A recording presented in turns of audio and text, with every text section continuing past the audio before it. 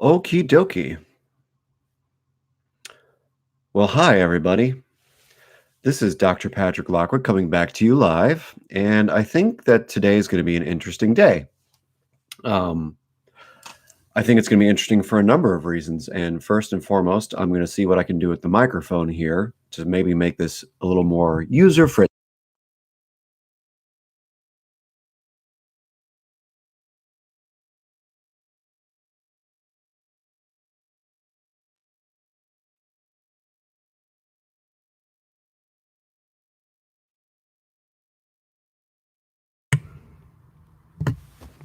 Okay, can you all hear me? I feel like I have to go like this. How's this? Does this sound better? Should I do it like this the entire time? What does this sound like? Is this okay? I'm going to do it like this. Fuck it. So, hello, everyone. Good afternoon, good evening, etc. Whoever you are, wherever you are. So, today is an interesting day because today I'm going to talk about the one topic that you're not supposed to talk about anymore, at least. So, today I want to talk about the trans issue, and I want to talk specifically about a piece that came out in Scientific American not long ago, last week. And I want to speak a little bit about what the article said, why it was maybe written, and what might be correct, what might be a little bit off, and how to think about the trans issues differently, because I think there has been just a great deal of hullabaloo about, the trans world. I mean, every side of the political spectrum and the research spectrum, there's just been constant fighting for about the last 16 years or so. And I'm basing that number just upon the fact that, organizations like GATE have been around for a minute now, and the National Center for Transgender Equality was founded in something like 2003.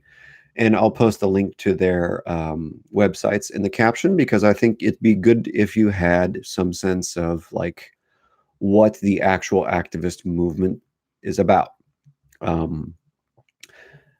And the most recent incident in the fight for, let's say, trans equality occurred on June 13th in the journal Scientific American, which is a fairly reputable journal from all accounts. And what ended up happening was this author named Simone D Sun wrote this very interesting, scathing article about the intellectual dark web and how they're all basically transphobic and using lopsided or one-sided science.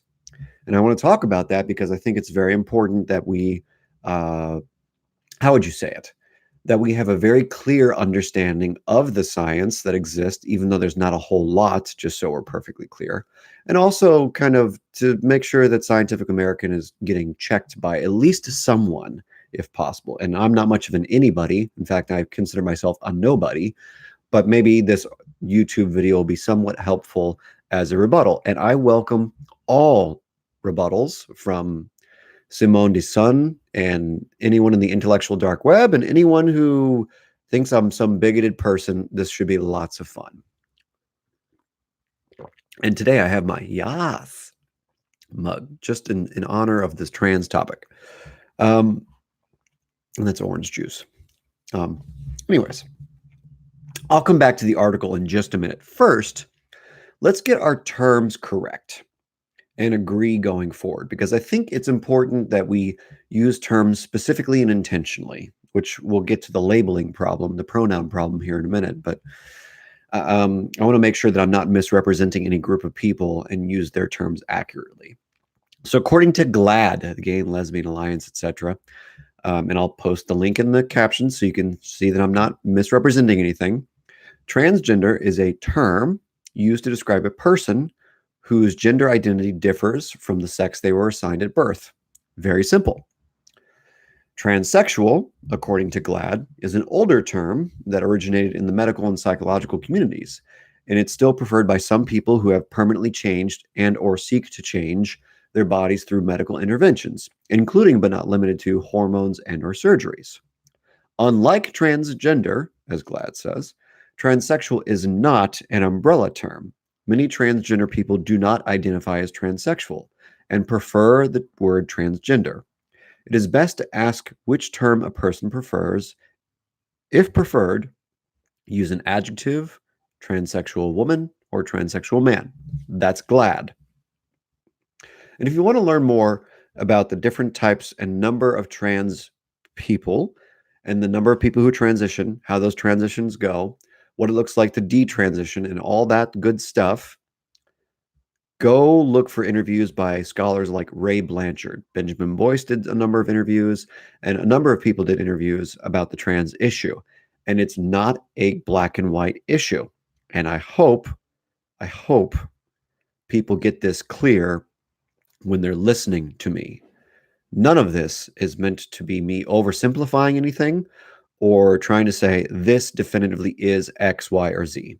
I am just going to try and talk about what the literature shows, how the article was on and off, and, what is a useful way of talking about this set of topics related to trans issues going forward.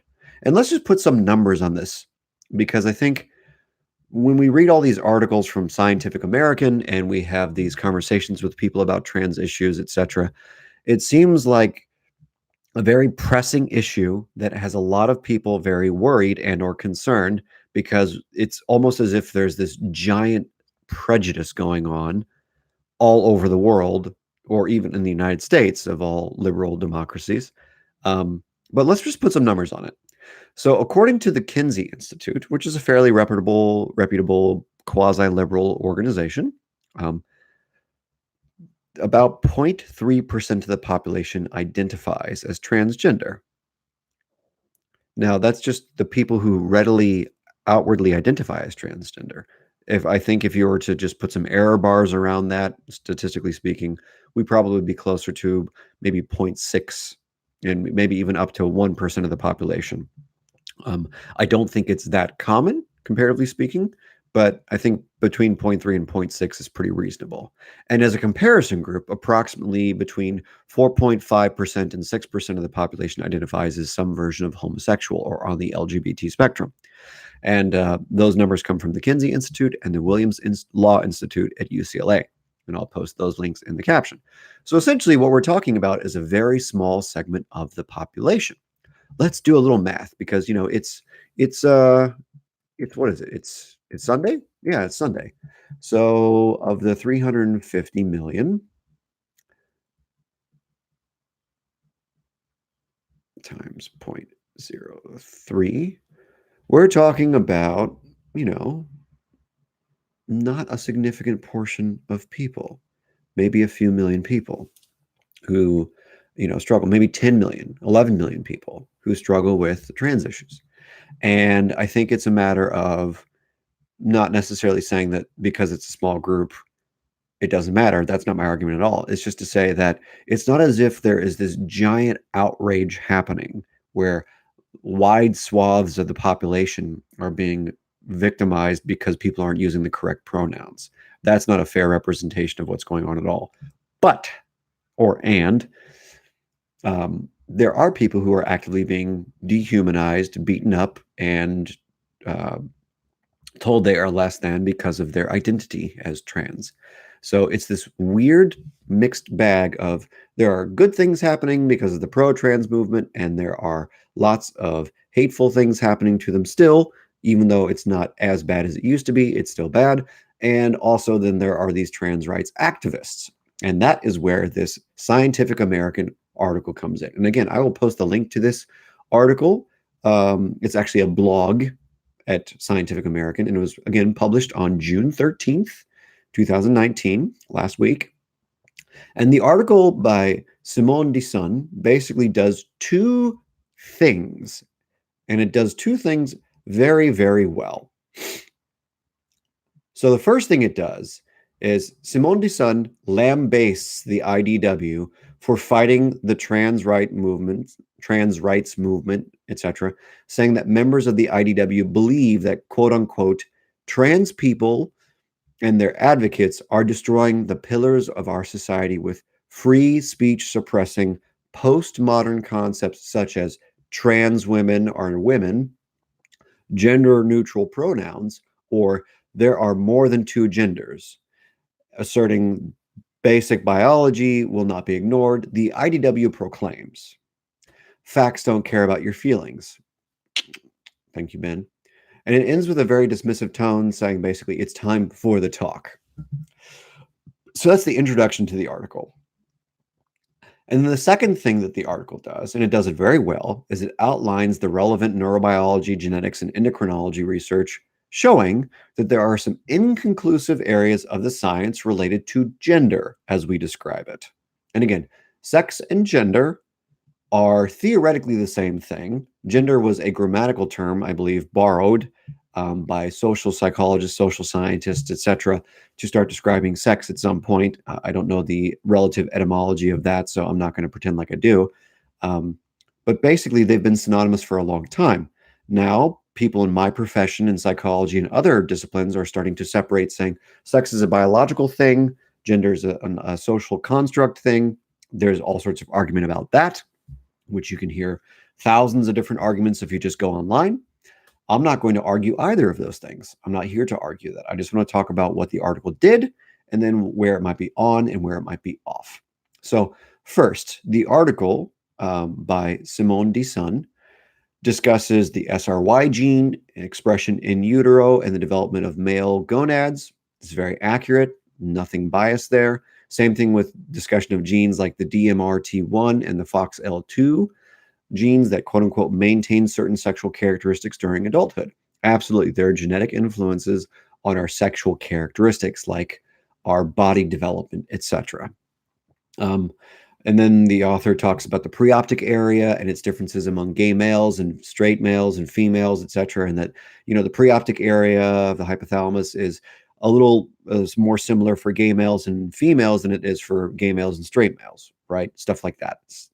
And it talks about how vasopressin is differently expressed in males versus females, which is great.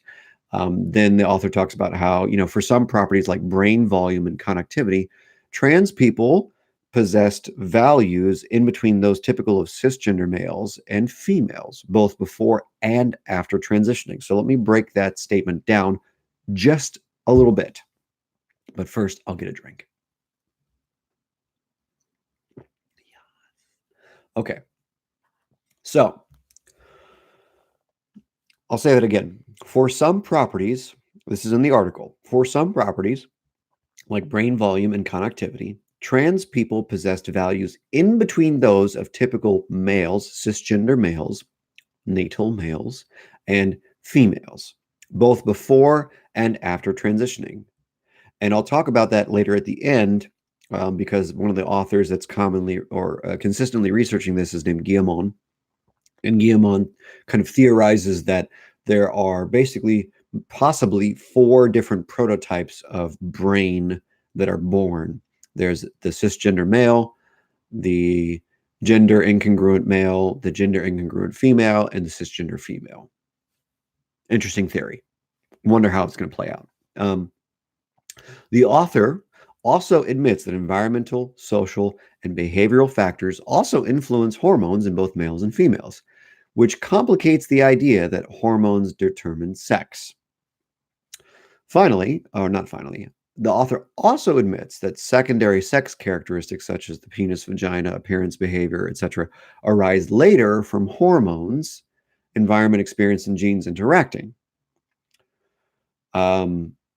Interesting take. Then the author says there's no such thing as male and female brains.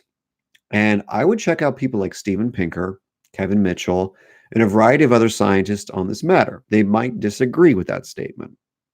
And then the final statement that I'm going to summarize here is it ends with the statement, or the author ends with the statement, the science is clear and conclusive. Sex is not binary. Transgender people are real. It is time that we acknowledge this. Defining a person's sex identity using decontextualized facts is unscientific and dehumanizing.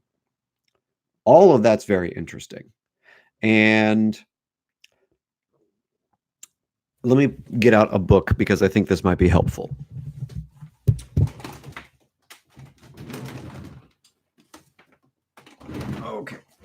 And I'm back.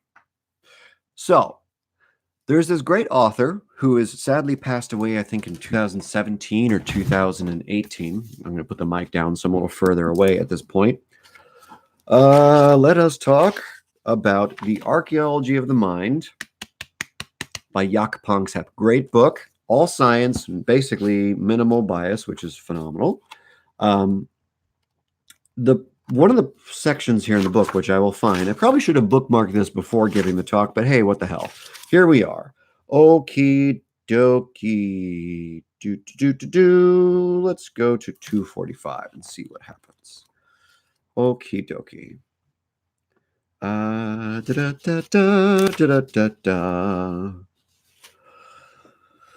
Okay, so this is Jäncke L, a mainstream neuroscientist, evolutionary neuroscientist, basically.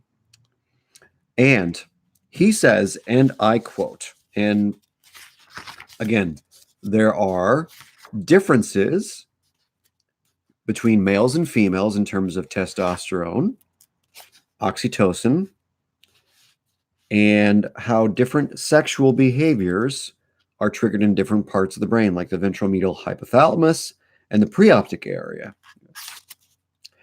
And he goes through an extensive exploration of how oxytocin works in the brain for females differently than males. Same thing with vasopressin, which the article talked about a little bit as well. So here's another interesting point.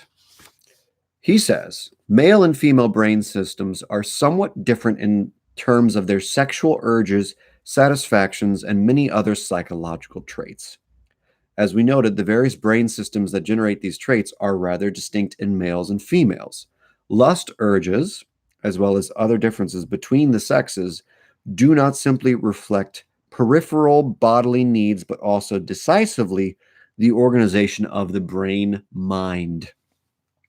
One of the most interesting aspects of mammalian sexuality is that physical and psychological expressions of gender have distinct but overlapping controls, which means the gender of the body and gender of the mind develop somewhat independently.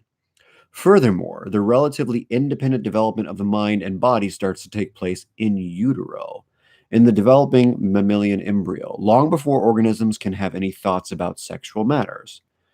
Biologically, we define females as those born with an XX chromosome and endowment, and males as those who are chromosomally XY. Excuse me. Female-type brain circuitry is certainly apt to be stronger in the majority of biological females, and male-type brain circuitry is stronger in biological males. However, in this section, we will consider how it happens that these two aspects of sexuality do not always match in ways that might expect when the mind, body, gender, sexes are mixed, yielding a female brain in a male body or a male brain in a female body. And he goes on and does a number of pages citing the research on different enzymes, genetics, DHT, all sorts of wonderful, wonderful, wonderful studies that explore the idea that there really is such a thing as a trans person, to use the author's language. So even though all of science or all of the relevant neuroscience literature is showing that there are definitely 100% people with different prenatal organizations. If you read Jäncke L's book, which I highly recommend you get, if you are at all curious about how your brain works, how your emotional states work, if you're tired of the boring, happy, sad, anxious, 6 emotions from Ekman and all those people, get Panksepp's book. It's a great book. We know for a fact that there are different things that happen in utero. There's all sorts of research with animals and now with humans showing that in utero instances of, like, for instance, I think the correlation is something like this. Female embryos that have an excess of testosterone in the 3rd trimester are more likely to become more feminine as they develop and mature outside of the womb. whereas male embryos or male infants, I don't know what word you would use. I'm not really good with this politically correct crap. Male infants, whatever you are in the womb, in the third trimester, who have an excess of testosterone wash over their brain, are more likely to have more feminine traits as they develop post-utero, postnatally. So there is this interesting phenomenon we have to keep track of, and I think it is totally unreasonable, in my opinion, to, let's say that there's no such thing as a serious brain issue, not in the pathologizing sense, but that there is this mismatch of brain organization and chemicals for some people that is somewhat driven by in utero and postnatal issues. So that totally checks out with me. It seems like the author is right on in a number of ways. Here's where I disagree and where I think nuance is lost. So first, although many of the facts were stated very clearly and in a somewhat unbiased manner, this still smells an awful lot like a hit piece, especially given that the end of it was an emotional call to action using the word dehumanizing. Second, there are indeed more masculine brains and more feminine brains. No one disputes that in terms of the functional connectivity. You just heard me quote Jaak Panksepp talking about that, and he is a fairly liberal, open-minded person, or was. Excuse me, he's dead now.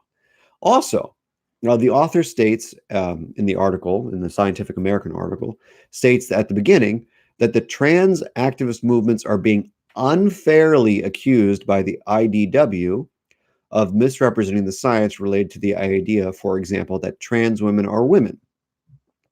Because the author purports that the science is clear at the end of the article that trans people exist, which is true, but the science is not clear about the degree to which a trans female, a person born biologically male to female, person born biologically male, has a perfectly replicable one-to-one correlation male-looking brain in terms of functional connectivity, in terms of hormone and receptor proportions and all that good stuff.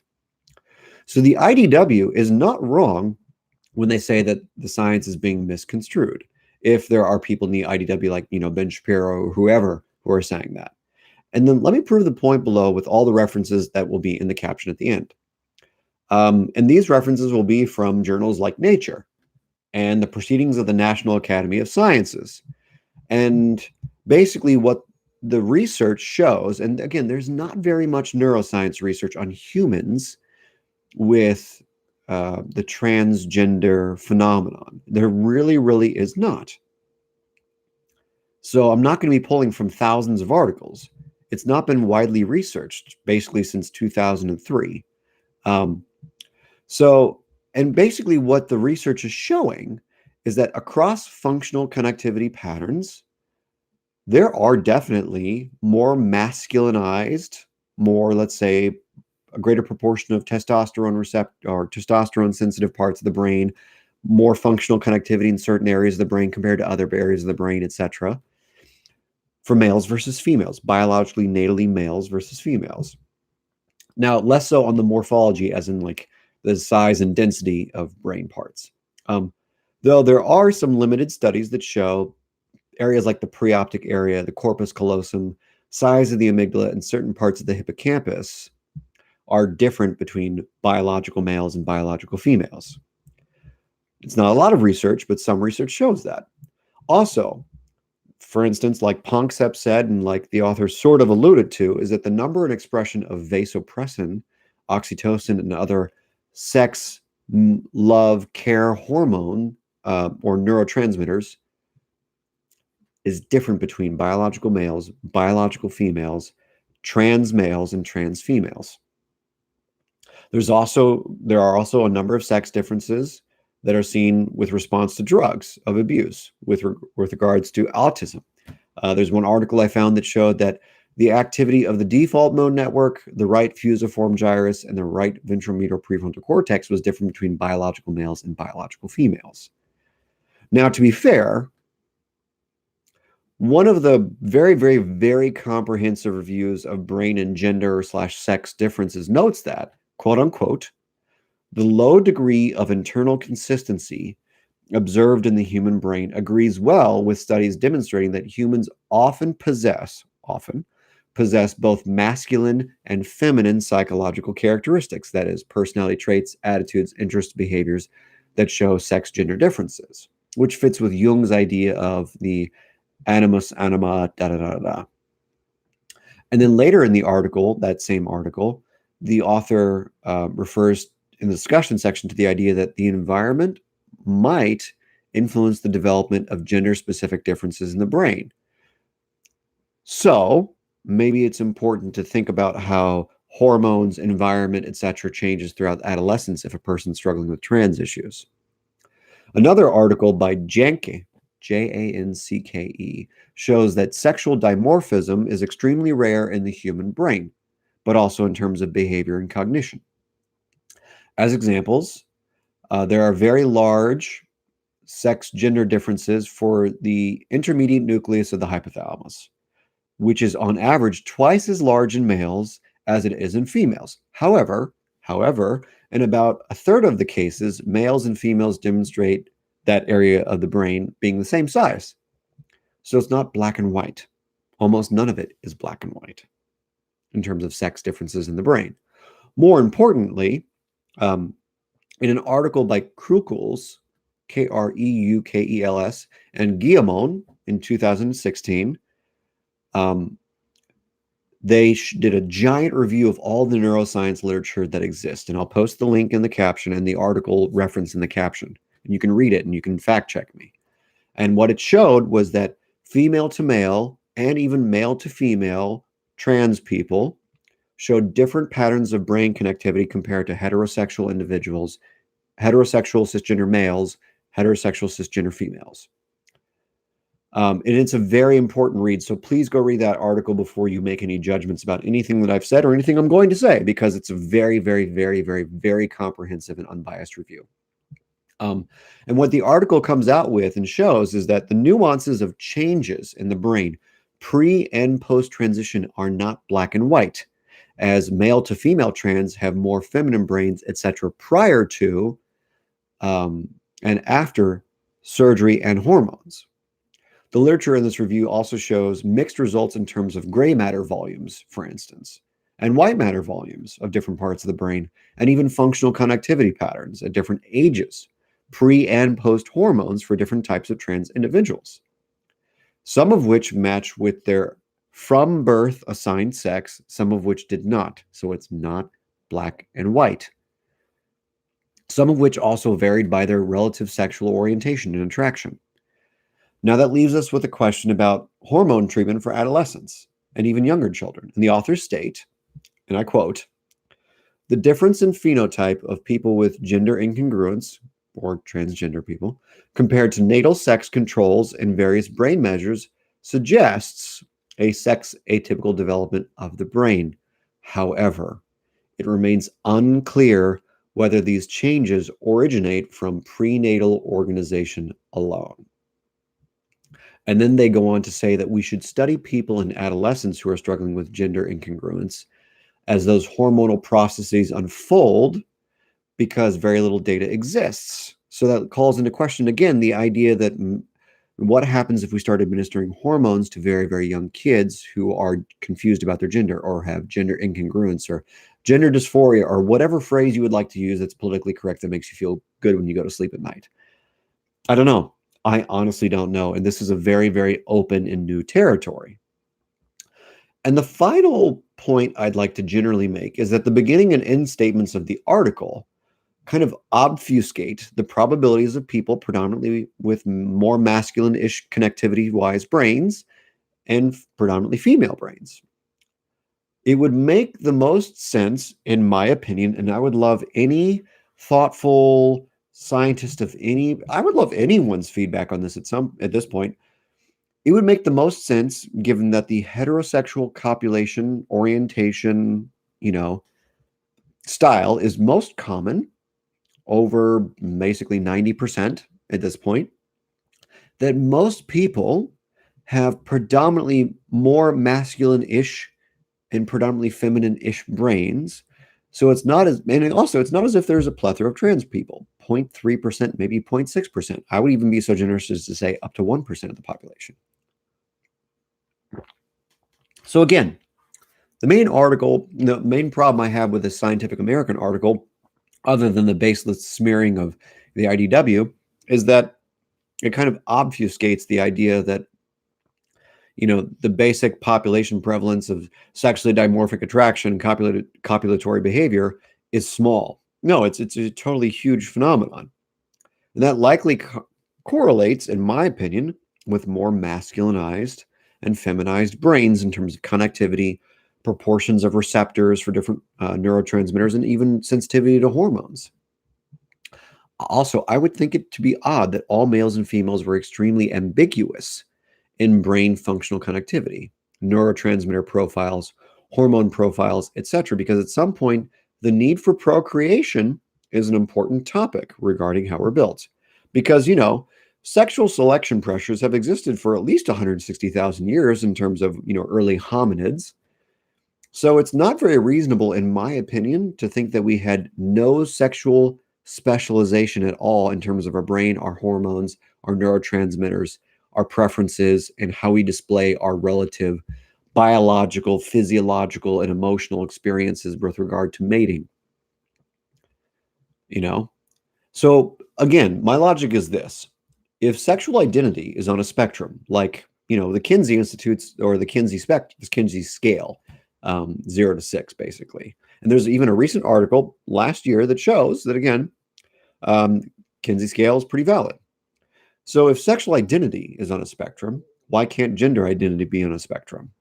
With the idea and the understanding that the vast majority of people are predominantly heterosexual and predominantly cisgender, whatever it is, whatever the word is. Why can't we have that understanding of the normal curve? I would propose, and here's where I'm going to try and wrap this up so I don't ramble too much longer. I would propose that essentially we stop arguing about brain differences.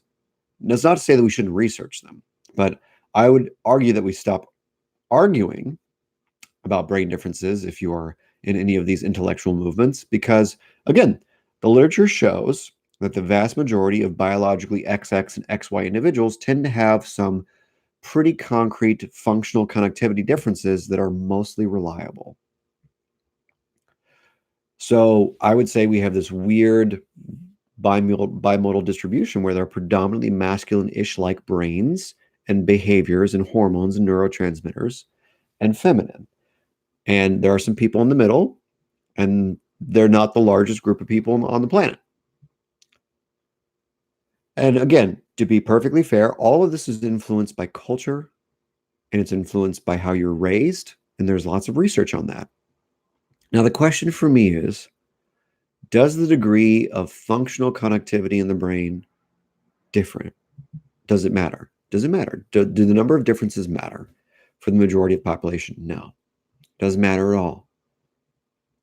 The hormonal differences indicate an entirely different set of issues, and given the degree to which our hormones are impacted by our environment and stress and all that stuff, we have to have a very, very nuanced understandings of every individual who might be struggling with gender identity issues.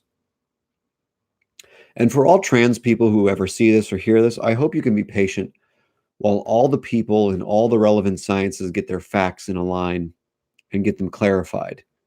There are many, many well-intentioned people who have misconceptions about simple things, or to me, I guess they're simple things, like the difference between functional connectivity and morphology. Some very well-intentioned people do not understand the differences. They don't know the literature because they haven't had to research it. Now I have, and it's fun, sort of. People don't seem to understand that for a very small segment of the population, there are legitimate differences in how you were both socialized and organized in utero. And if you read the 4 laws of behavioral genetics, to some degree, how you're organized will influence the way that you interact with the world and get some feedback from the world. So there's this weird nature-nurture thing we can think about, which I'm not going to comment on right now because there's just too much to say. And again, if you are a trans person of any kind, of any ilk, I hope you understand that nothing I'm trying to say here is to dehumanize you, none of your confusion is your fault. You do not deserve to be shamed or dehumanized, as the author of the Scientific American article so thoughtfully and also a little bit seditiously pointed out at the end of the article. Still, this is a very complex phenomenon. To speak in very simplistic terms does the issue no justice. It does not serve any of these people if we speak in overly simplistic terms about what's going on in their brains, because it's not black and white. And that's kind of the case that Simone D Sun made. Simone said, the science is clear, and it's not clear. It's not clear about the degree to which X is beforehand the same as their natal sex, etc., etc. It's not clear. We're getting clarity, which is great, and we're seeing some trends in the data, but we do not have anything like a reasonable and foundational set of science to make some definitive statements about how trans individuals' brains are organized. We do not. And to the author's credit, Simone D Sun did acknowledge that it was a brief review and not an exhaustive review. This could have been more thoughtful and better done if there was just more research put into it, because it's not that clear. And again, just because there are in utero changes that promote the possibility of gender incongruence, that does not mean that the entire phenomenon is biological, which is neither good nor bad, sick nor healthy. Just as sexual orientation is a curious and always changing mix of nature-nurture for most homosexually identified people, can it be the same for trans people? Finally, why in the world does this even matter? Not finally, but I find myself lost. Like, why in the hell does this matter? Why is this the hill to die on? I mean, all of the developmental psych literature shows that basically for any child to be healthy, they need a facilitative environment that has support, love, understanding, and most importantly, curiosity. Trans kids do not need anti-trans parents. They also don't need stupid trans activist parents. They just need regular people to be normally curious and open-minded. Why can't we be talking about what's going to help these people have mental health and figure out who they are if they're struggling, if they're curious, if they're questioning? Why can't we just focus on that? Preventative medicine is much cheaper than, tertiary care. Totally is. The problem is we can't do that anymore. We are too interested in fighting about issues after they're already a problem. We don't want to solve problems. And most problematically, again, the author did not address the activist problem. The author of the Scientific American article did not address the activist problem. Activism, in my opinion, is always problematic because activists typically levy unnuanced talking points, which doesn't help the group they're fighting for. And it never convinces opponents. To me, and this is my biased opinion, the people in the intellectual dark web appear to be pushing back against the outrage culture segment of the trans rights movement. I also find it very hard to believe that any of them believe that trans people are somehow less than, or that they do not have the legitimate biological and psychological differences that they embody. I doubt that all the time. I highly doubt that Eric Weinstein or Sam Harris are sitting there in their houses right now looking down their noses at trans people. Same goes for Ben Shapiro or Jordan Peterson on the opposite side of the political and social spectrum. I find it very hard to believe. They might be. They might certainly be. And moreover, the author did not cite or link any videos or articles where anyone in the IDW was saying anything transphobic or using bad science. I didn't see any citations, which is interesting. If you're going to make an argument slamming them, you would at least cite some facts that proves that this is what they said. It's not very academic of Simone D Sun. And again, probably the worst offender is likely Ben Shapiro, who continues to espouse the idea that sex and gender are the same and thinks that trans people need help. Now, to a degree, again, a vast majority, as the author said in the Scientific American article, there is a substantial majority of people in the trans community who are struggling with suicide, mental health issues, and substance abuse issues. And a lot of them have been traumatized. So yes, they definitely need help. I don't know that his tone helps so much. Ben's tone, I don't know if it helps so much. But regardless, for Simone D Sun, for the intellectual dark web, for all of them, this seems like an incredibly stupid hill for everyone to die on, metaphorically speaking. I'm not inciting violence. Words matter, sure. They matter a lot? I don't think so. And with regard to the pronouns, why in the world can we not just call each other by our names? I would rather you call me Patrick than hey dude. I mean, you can call me hey dude, and I'll probably respond, but why can't we just use our names? Why do we have to fight about this? I don't know. I have no clue. Anyways, that is my rambling on the article by Simone D Sun, June 13th, 2019, that basically criticizes the IDW for being transphobic, essentially. And I don't think that they are. I think that's insane. I don't think that they're trying to reinforce systems of science and beliefs that make them less than. I think they're pushing back against the activists who do bad things, who use unnuanced points to where they should have a scalpel, they have a sledgehammer. The sledgehammer approach does not work. And I'm guilty of using a sledgehammer all the time, right? So that's my rant. I hope it makes some version of sense. Let's take a look at the comments and see what the heck happened here. It's going to be interesting. So, Bobby Snickers says, my favorite YouTuber. We can hear you. Shannon says, you're funny. You don't need to hold it, but I like holding it. It's fun to hold it. Okay. Hugs. Hugs and love. Yes and love. Do what you want as long as you're not hurting anyone, Shannon says. It's no one's business but yours. GMO-free OJ, I hope. I have no clue. It's probably full of genetically modified organisms. Who knows? Bobby Snickers says, we have a mental health epidemic. Absolutely, we do. For sure we do. That's totally the truth. Totally. Shannon says, I'm all woman. Hashtag no homo, says Bobby. Love y'all. See y'all on minds.com. Absolutely. So, in summary, the article from Scientific American on June 13th, 2019, made a number of logical errors and I think unfairly, in a not very accurate way, criticized the intellectual dark web. And also, by not citing anything that they said is just bad science. It's bad academic rapport. I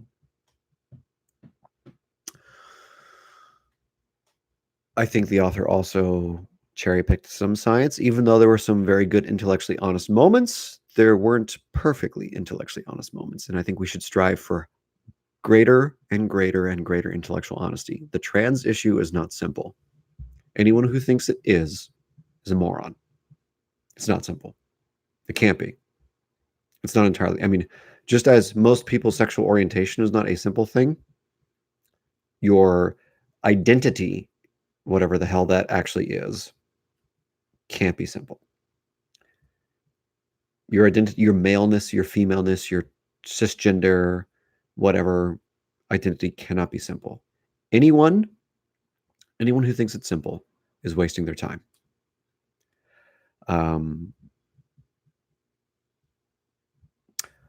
Soraya says there is a strong failure to look at the effect of hormones on the brain. I worry about gender stereotypes returning. They probably will. I totally believe that the backlash against the LGBT activists and the trans activists is going to reinforce the stereotypes of males and females. And again, when something like 90%, when something like 99.2 or 0.4% of the population is predominantly male and female in terms of their chromosomes and their sexual identity and their gender identity, etc., people are going to anchor on that because we anchor on heuristics. We really do. We're not very fancy creatures. We're complicated, but we're not fancy. So people are going to do things like anchor on heuristics like gender stereotypes. It's what we do. We were trying to save cognitive resources for more complex problems. So all this is to say, we need to start thinking about the trans issue differently. And we need to stop lambasting each other for sound bites. I think that's totally stupid. And it's probably going to happen to me, which is great, but it's a totally stupid idea. Why don't we just have an actual discussion as opposed to writing hit pieces and coming after each other? It's a weird idea. Anyways, I hope this has been somehow useful or helpful. I hope it clarifies something and probably opens a lot of doors and raises a lot of questions. Soraya says, probably I am female-bodied with a male brain. My way of being fits into neither. I find female communication hierarchy impossible. Well, that's a complex statement. I don't know that I can unpack that in the time that I have left here. But email me and maybe we can talk that out because I want to try and understand that better. Or add it in the comments once I post the video and I can talk about it there. Anyways, I hope you all have a great rest of your Sunday. I hope that this has been helpful. I hope you understand that I'm not trying to shame anyone. There's no sense of like shame to be had. I think the science is terribly complicated. I think these people, this segment of the population deserves understanding no differently than anyone else. So take the science seriously and let's stop fighting and labeling each other stupidly. You know? Yeah. Hope you all have a good Sunday. Please like, share, subscribe. Please share this as much as possible because I hope at some point I get fired for this. Hopefully people understand sarcasm. Have a good day. Talk to you in about, I don't know, week, if I'm lucky. Bye.